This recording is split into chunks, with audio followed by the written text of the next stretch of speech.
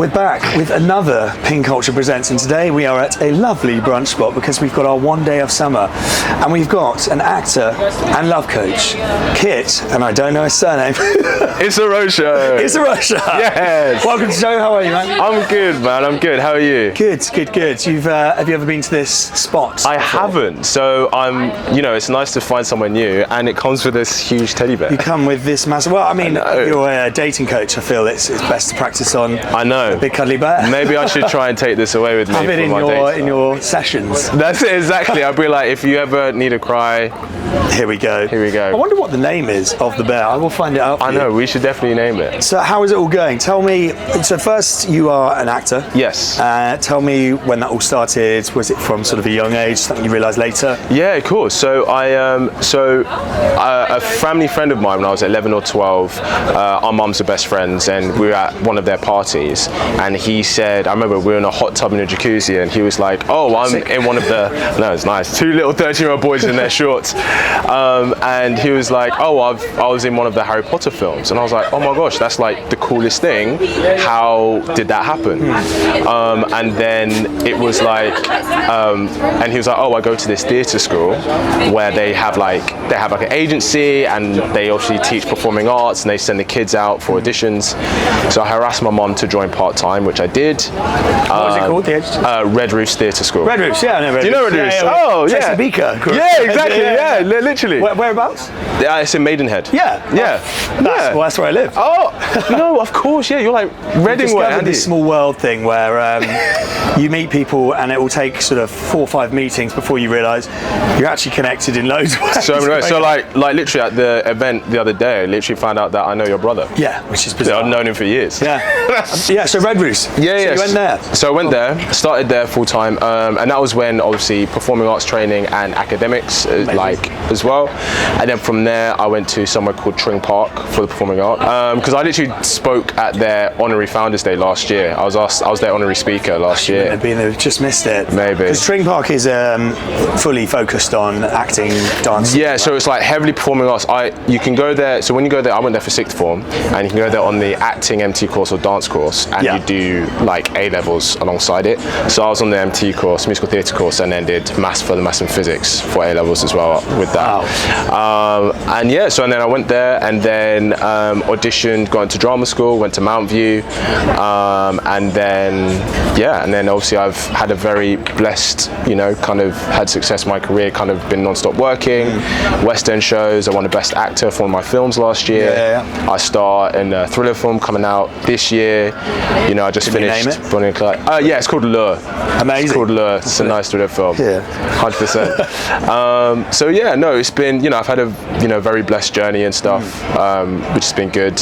And then the kind of dating coach thing, I kind of fell into that. When did that transition come about? Yeah, so basically I've always had like male and female friends come to me for dating advice, and they always felt that my advice really helped.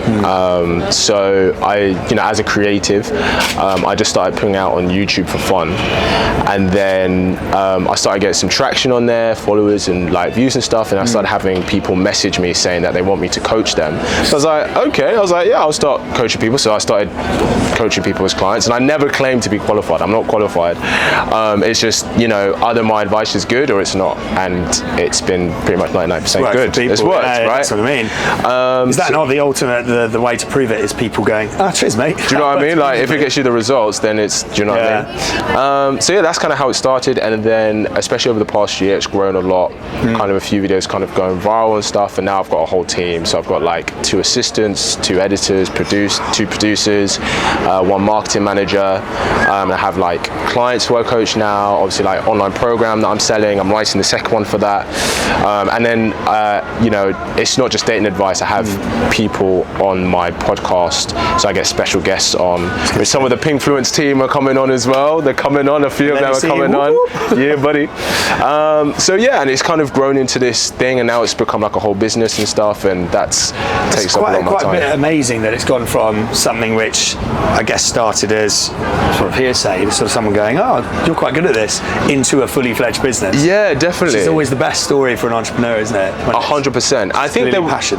Yeah, and like there was definitely a moment where I was like, okay, I could take this seriously. Yeah. And you know, like, you can do what you love as a passion, but there's work around it that you kind of have to do as a necessity. So it's kind of like, you know, like the admin stuff, or like the editing stuff, or, you know, sorting out, organizing people coming on and stuff like that. But yeah, like, it's always nice that it became this. So what typically does a dating coach, or what do you do as a dating coach? Is there a particular strategy, or is it all? Yeah, no. So basically, I tend to have two types of clients. Yeah. I have one client where if they're in a particular situation that they want guidance through, so usually if that's the case, they'll usually book a handful of sessions within like a month. And then I have clients who have been struggling in an area for a particular amount of time, and they're like, look, I'm ready for this now, I want to get this, I've not found it, or I've not been able to attract it, and so I'll work with them kind of over a longer period of time, 2, 3 to 6 month time. Does that make sense? And like, one of the first things I'll do, I have a like a diagnostic formula called PIE. Okay. And that's like the best way to deduce where someone is struggling. So P stands for proximity. So it's kind of like, if someone's like, oh, like, I want to attract this kind of person, it's like, well, are you in environments where these kind of people are at? So if you want to attract someone who's quite creative, but you're in the corporate world, right, you're not in the proximity of creative individuals, right? So the first part would be, all right, we need to put you in these kind of environments that suit you. Then it's interesting on that one, because it's almost like we lack common sense. If you're not experienced data, you often, if I came to you, I'd sort of realise, oh shit, yeah, that's a good point. Why am I not putting myself in an environment where these people are? Exactly. And it's sort of, I think a lot of men in particular are very good at blaming everything else, apart from maybe a simple, go to the place where these people are. Yeah, well, like, you know, I do coach men and women, but most of my clients are women. Are they? Most of my clients are women, yeah. So you got P. Yeah, P, proximity. I is interest. So you're in the environments of the people you want to attract, but you're not getting interest from them. Like, they're not asking you out or something. Or if you're a woman, obviously if you're a guy, you're not asking them out. So it's kind of like, okay, like, why are you're in these environments, but why aren't you getting interest? What the kind of person that you look for, what is it that they look for? What are they drawn to? Because sometimes we think we want type person A, but actually what actually suits us might be type person C, but this person has qualities that we like. Do you know what I mean? And they can both have qualities that you like, but actually this one might be more compatible for you. Do you find most people too, because from my experience, friends and things, everyone seems to go completely the wrong direction. Yeah. They're like, no, this person's great, and you're like, are they? Yeah. Are you? Yeah, it's like why are you choosing them? Like, what is it about them that you're choosing? And, you know, especially because most of my clients are women, it's kind of like, okay, they're kind of, you know, tall, attractive, successful guy who's maybe really confident and stuff, but it's like, but you talk to him and it's like, well, he's not very kind, he's not very emotionally intelligent, he doesn't want a family or commitment. So it's kind of like, why are you choosing him just because of these metrics that actually have nothing to do with whether you'd have a good relationship or not? Is that a bit of a moment for most clients? Yeah, so usually when I start working with someone, and you know, like if I'm working with one of my female clients, there's usually like a list, right? And I'll be like, okay, tell me this list of criteria for the kind of man that you want, right? And it'd be anywhere between 10 to 30, I've seen. Wow. And so it's like live literally we're out here in London. And out of those, let's say 20 things, I ask them, okay, how many of those things are conducive? How many of those things are conducive to a long-term relationship, a healthy relationship? And I bet many of them are not. It's like less than 3 half the time. Yeah, this is it. So sometimes it's just about, and it's not, there's nothing wrong, like you like what you like, but if you're ready for something in particular at a stage in your life, you just have to shift the priorities and what you look for. Do you know what I mean? So I is interest. Are you getting the interest from the kind of guys you want? And then E is execution. So you're around the people you want to attract, you're attracting those kind of people, so you are dating dating them, but it's not leading anywhere, right? So it's the execution in the dating. Do you date in a way that leads to a relationship? And I think that's, for most people, especially for most women that I work with, that's the part that's the most common part, that they're dating and stuff, but it's not leading somewhere that they want to be. That's really interesting. Did you come up with that pie thing? Yeah, so this is all come. You basically crafted a course. From that's awesome. Yeah. I just kind of came up with it in a sense, something short, succinct that people can understand. Yeah. Because if you can kind of break it down for people, it seems less daunting. That someone who's like, oh, I've not had a relationship for 5 years and I don't know where to start or whatever. It's like, well, let's just start at the beginning, and just see where it is that you need help on. Absolutely. And then we work on that. Amazing. So you are working with clients on a one-to-one basis. You've got the course out as well. Yeah. What's your view on, now do you remember The Game, the book that came out? The Game. Oh, yes. I haven't read it, but I do know it. Yeah, so it's about, I believe it created a wave of misogynists, and because it was all about sort of like peacocking, or like chauvinistic, sitting next to a massive bear, for example. It's true. But no, wearing something outrageous, and then they have the neg, which a neg is typically a backhanded compliment. It'd be like, you've got a beautiful smile, but you're loving the shit there. Things like that. And the idea was to bring a woman's confidence up and then bring it down. I'm probably getting that wrong. Yeah. But yeah, purely not something conducive to showing who you are and things like that. Sure. And I personally thought it was, reading it, you're like, I'm going to be an amazing person. No. But that seems to be swiped out of the way. Yeah, and I think what it is the obstacles for men and women in dating is like different. Yeah. And I think this really exemplifies that. So the obstacle for men most of the time is getting the opportunity with the woman that they want, getting the opportunity to go on a date with her. Whereas for women, it's more about getting the commitment from the guy that they want, right? So well put. So The Game, that book, is all about using ways for a guy to have an opportunity with her. And I think this whole negging stuff or whatever is like, it's trying to be stimulating, even if it's in a negative way, because if he's stimulated to her, she'll notice him, even if it's for the wrong reasons. Do you know what I mean? 100%, yeah. But it is a thing for guys. It's kind of like they do have to, quote, have game in order to talk to women if they want to. Do you know what I mean? It's all good being like, oh, I'm a real nice guy, but then if you can't convey your personality in a coherent way to her, what use is it if she won't give you a date? I think ultimately it seems like the key core thing is having a bit of confidence in yourself. Yeah. Ability to sort of, because if you don't, you can't do any of that. Yeah, and the thing is, just even having confidence in yourself, that doesn't mean you're gonna, every girl you ask out, you're gonna get yeses for. It's for sometimes for guys, depending what stage is at, sometimes it is a bit of a numbers game in the sense of like, okay, well, this person didn't like my flavor, this person didn't like my flavor, but you go, this person really loved my flavor, and that's great because you're starting from a place of genuine desire. It's a lovely way to reframe the numbers game, because I think typically you go to uni, the lads are all about numbers, things like that, and it's quite a toxic thing to sort of implement. But yeah, reframing it like that, it's really nice, and it leads me to think about a guy called Diego Day, who we had on this show. Oh yeah, he's been on my show. Has he? Amazing. I know Diego. So you know him. Yeah, Diego, big man. Of course, yeah, I know Diego. I love the way he, initially when I'd see his videos, I'd look at them and be like, ooh, not sure about that. But when you watch them, you realise actually, and the way he spun it, he's all about positive energy and how he approaches things. Yes. And he was sort of saying, if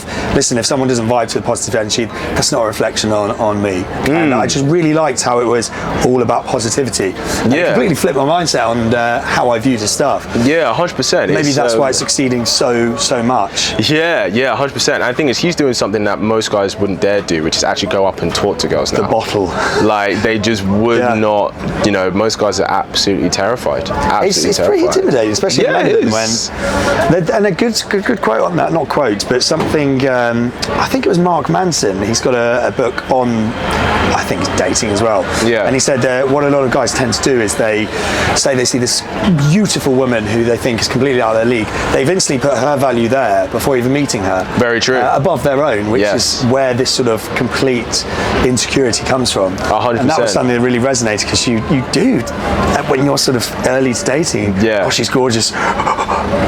So do you have that with any of your clients? Yeah, no, I mean, just with guys in general for sure, but it's the funny thing is, and when I tell guys this who I work with, they really find it hard to believe, but the girl that they think is the most gorgeous is the one that gets the least attention, because every guy is terrified. So then what actually happens is, she actually sees other girls get attention and she doesn't get it. So then she underrates herself, because she's like, oh, well, I thought I was looking good and everything, no guy approaches me. So she works harder to be more attractive, but that further pedestalizes her. Yeah. There we go. We go for the long way. That's it. We try. Just an actor. That's interesting. But yeah. So it's funny, because it's those girls that are probably more open to being receptive to something, because most guys are terrified, so they don't get approached a lot. Because most guys think, okay, I'm not going to approach that girl, she's super hot. I'm going to try and approach someone who I think is more in my league. But because every guy does that, the same girls all get approached all the time. Do you know what I mean? And does that sort of, I'm trying to think, maybe how that affects her in the dating world. Well, the one who doesn't get approached. She's to everyone else, she's pedestalizing. Yes. Pedestalizing herself. There you go. But to her, is she then maybe, is that why you often see some of the most gorgeous women with absolute fuckboys? It can be, yeah. And it is one of those things that less than 2% of men actually make an approach, but the men who do, most of them, they're the kind of guys that just approach every girl in the club. Do you know what I mean? So then if he's that guy who is one of the only guys who approaches her, then yeah, I mean, you know, that's interesting. Very interesting. So what's going into obviously the dating world? Yes. What's the most common thing you experience doing what you do?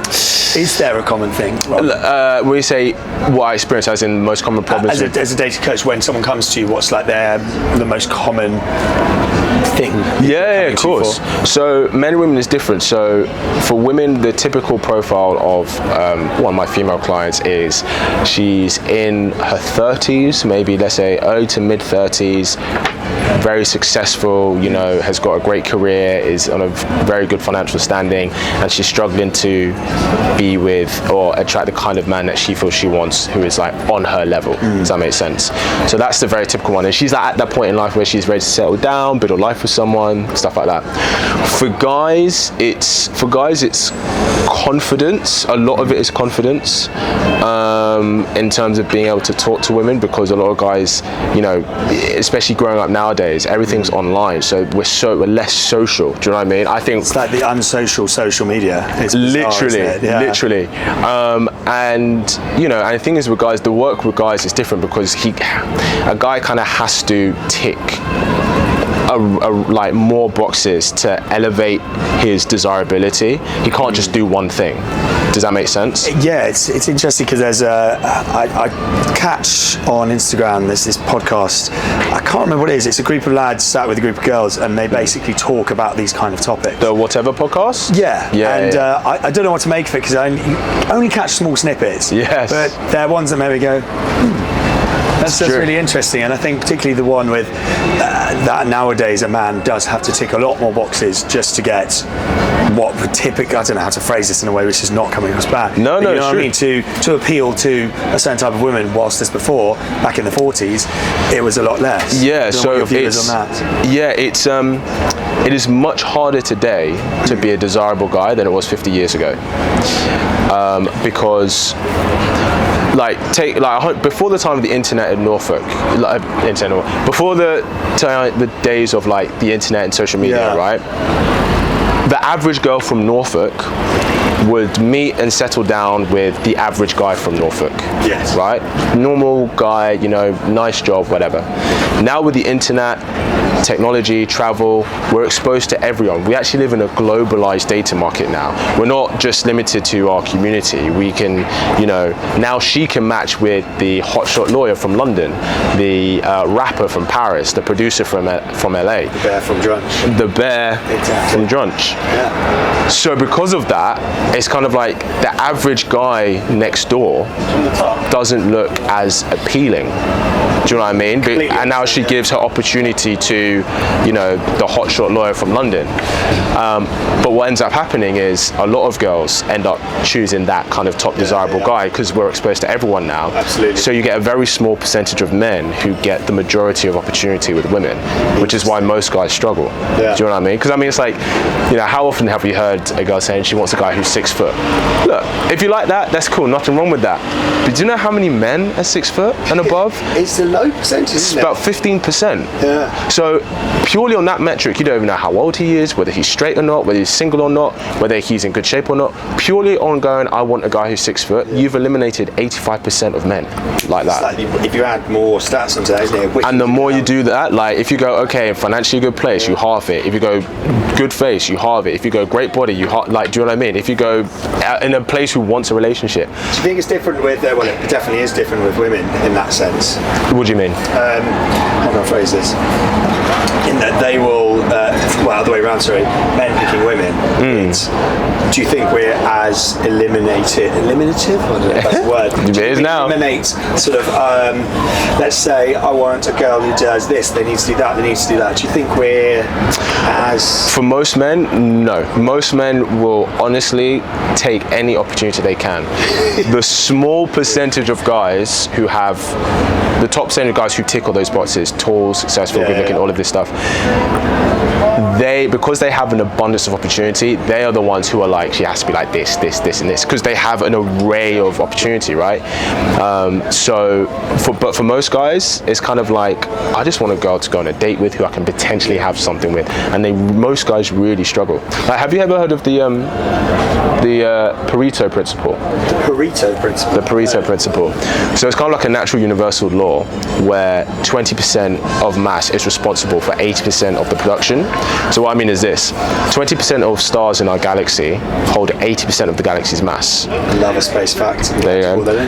20% of cities in the world hold 80% of the population. I see. 20% of authors are responsible for 80% of books sold. 20% of actors get 80% of the jobs. That's why we see the same actors in the theatres, in film, screen, everything. Love this. So when it comes to dating nowadays, it's about 20% of the men are dating about 80% of the women.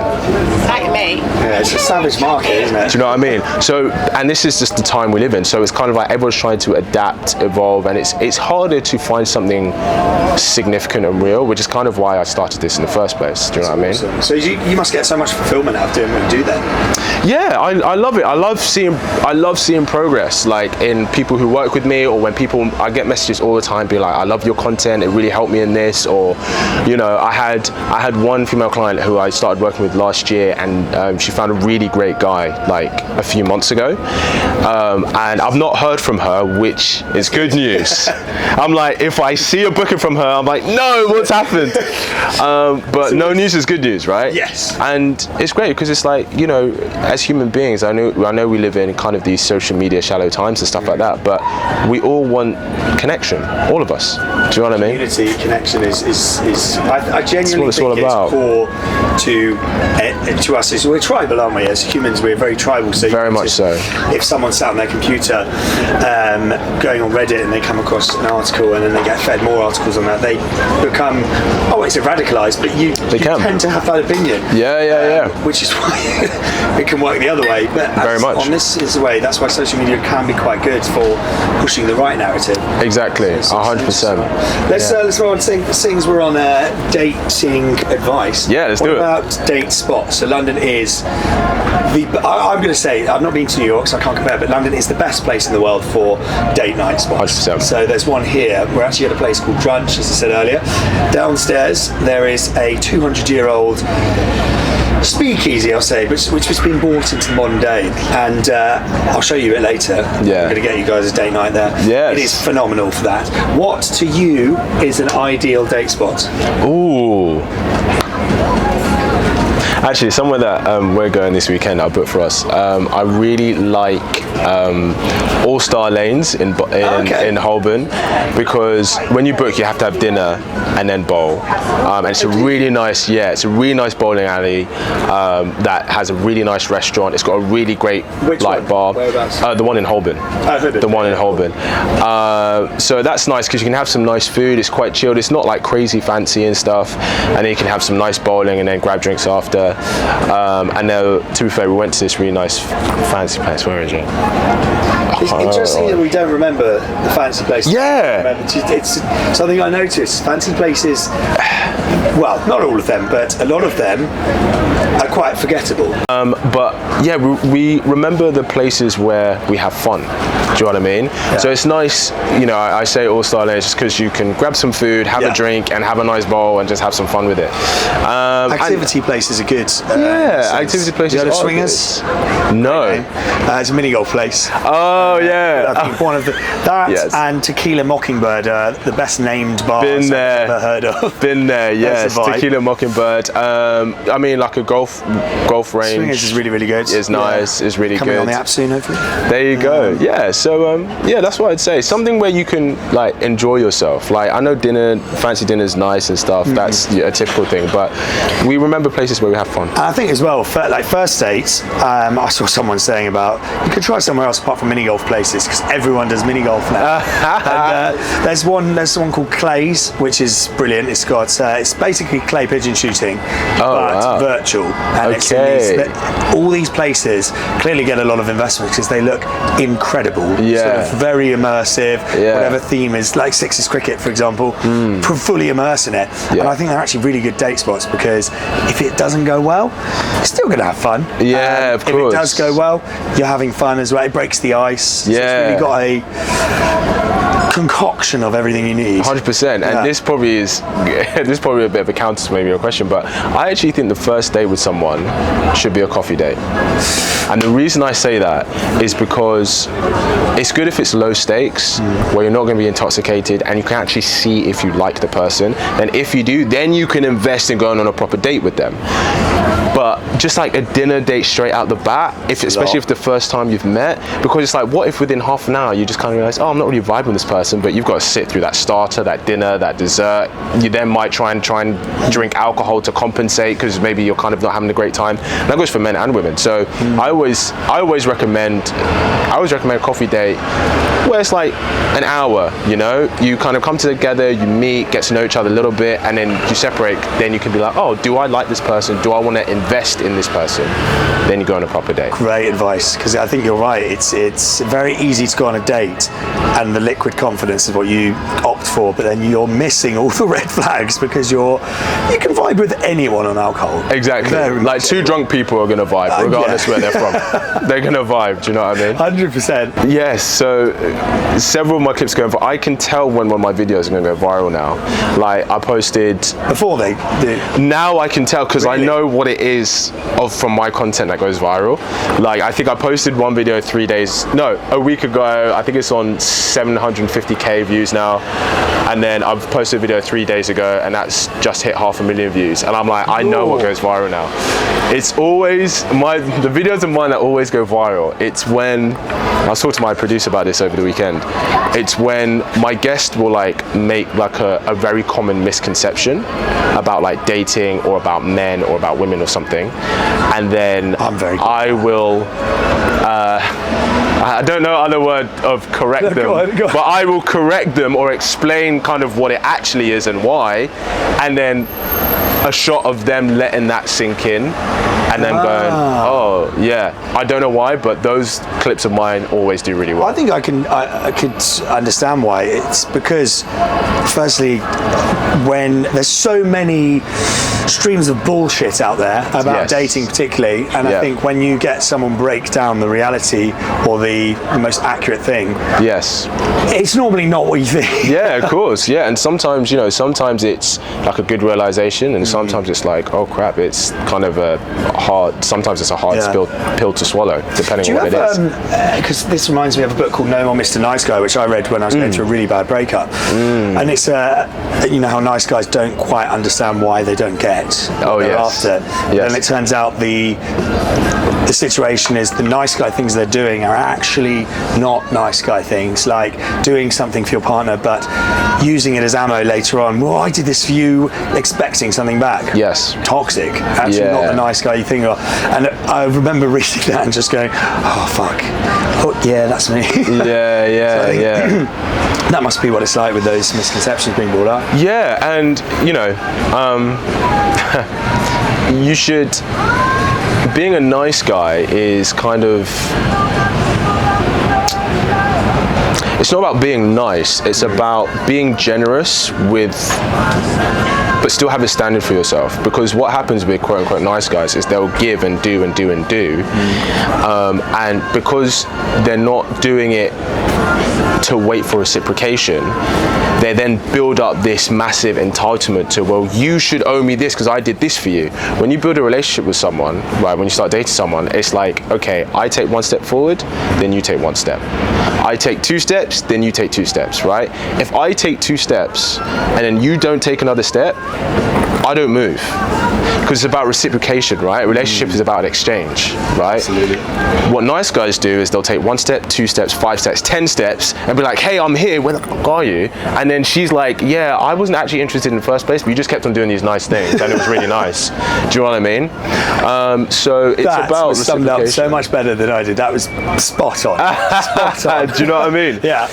And you know, you're not gonna win with everyone. Do you know what I mean? And sometimes the biggest thing for guys that will instantly kind of, you know, I'd say I'll give one for women, one for guys. The biggest thing for guys that will instantly level up their dating game, if you will, is knowing when to stop chasing. Because not every girl that you're interested in is obviously going to be interested in you. Yeah. But sometimes there are some people who will gladly take your attention, time, and favors because they're enjoying being on the receiving end. But like I said, this is the nice guy where there's no reciprocation there, right? Yeah. And it's like, look, there's a girl who actually wants to give that to you and appreciate that from you, but you have to let this go first. And sometimes guys get so fixated on it. And I'd say, and I'd say the thing for women, the biggest thing for women, this comes up a lot, is recognizing the difference between sexual attention and romantic intention. Just because a guy will sleep with you doesn't mean he's open to having a relationship with you. And that's the most common misconception I think a lot of women have, because it's like, oh, we've been sleeping together, we're being intimate and all this stuff, why doesn't he, whatever. And it's kind of like, well, because guys want sex, and sometimes just because he doesn't want a relationship with you doesn't mean he wants to stop having sex with you. So it's about looking for other things, because men and women invest in different ways, right? It's the non-sexual attention that guys invest. Does he take you out? Does he introduce you to his friends? Does he spend time with you where you may not have sex, but he just wants to have lunch with you because he wants to see you? Or is every time you see him when you're having sex, and then it's kind of, then you kind of go about your life? Do you know what I mean? That's brilliant. Yeah. Where did you learn all this? Honestly, this has just been kind of through observations, through my experience, what we see in the world, other people's experience. So you're very receptive and picking things up. Yeah, I think I like to think I'm very observant. That's the word. Yeah, that's the word. Yeah. Receptive, observant. I like to think I'm very observant, and you know, it's funny because when it comes to dating, obviously we're all individuals, right? We have our own minds and our own decisions. When it comes to dating, a lot of that comes and operates from a very primal place. Do you know what I mean? It's like you just get someone where you're just like, I'm just attracted to this person, I have no idea why. And you do you know what I mean? Crazy things. Yeah, exactly. Yeah. And so it's, you know, it's kind of like, you know, typical complaint of nice guys. It's like, oh, the girls always go for the bad boys. Why? Why do they always go for the bad boys? And it's like, they're not choosing those guys because they're bad. They're choosing those guys because those guys are very capable. Do you know what I mean? Maybe how they choose to operate themselves is in a bad way, but it's because they're very capable. Being nice isn't virtuous if you're incapable. Do you see what I'm saying? Well, I'm loving this. This is great. I'm taking all this in. Yeah. So fantastic advice. So yeah. Yeah, that's what I'd say. Interesting. I've got one more asking point. So, have you read the book Men Are From Mars, Women Are From Venus? I haven't, but it's on the list. Yeah, because I think it seems like you've picked up on a lot of stuff. Okay. I think all men should read that because, and women, I think, because it's really good for understanding how the other gender operates. And obviously not everyone fits into that, the categories, but it really helped me understand mindset of a woman. And stop having these, why do they not get it? It's like, 100%. I see that. What can I do to adapt to it? And really good book. Yeah, so no, that's definitely 100%. And I think it's like, so one thing that guys struggle to understand about women, which it took me a while to understand because of how our brain works. So imagine you take a girl, right? And then let's say she, let's say this is attractive guy and she finds him attractive, but she doesn't see a future with him. So she just sleeps with him, that night, and that's kind of it. And then she meets another guy who she actually sees long term with, but she'll wait to sleep with him, right? She won't sleep with him straight away. Now to guys, it's like if you're that second guy who she's taking seriously, it's like, wait, you value me more, but you're making me wait over the guy who you don't actually value. For us, like, it doesn't make sense. Like, because it just looks like you liked him more, which is why you had sex with him quicker, and you're making me wait because I have to work for it.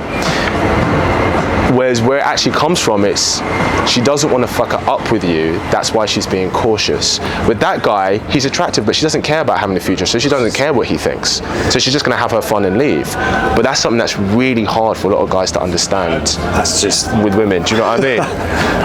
And I'm trying to think the other way around. What do a common misconception for women about guys? I mean, that misconception there is I think, I was like, oh, yeah. When it's laid out, you go, oh yeah, of course. But then also at the same time, why do we not realise that ourselves?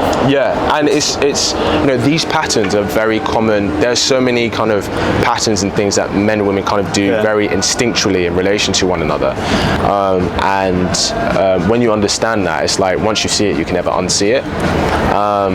That's kind of why I got in this space. I think that's why my advice helps, because I see these things and I have a general curiosity in psychology. So I've read books from like Esther Perel, Laurie Gottlieb, Jordan Peterson, and stuff like that. Do you follow Chris Williamson? Yes, I like him. He's great. So I think this is his jam. His jam is sort of dating, and particularly, I think he wrote an essay on why are so many men not having sex. Because there's, I'm not going to quote the statistics, but basically men are just not having sex anymore. Yeah, and most men aren't. He's phenomenal at breaking it all down. I think, Aim, get on this podcast. I would love to. He's obviously huge now, but he's on the list as I grow and stuff. He's on the list to work. I'm sure I'll see you on it in a year or so. Maybe. We'll see. By the grace of the universe. And me too, please. Yes, please. Well, mate, thank you so much. That was awesome. Yeah, my pleasure. And now we're going to enjoy some brunch food in the sun. Yes, let's do it, man. Legend. Thank you, man. Thank you, bro.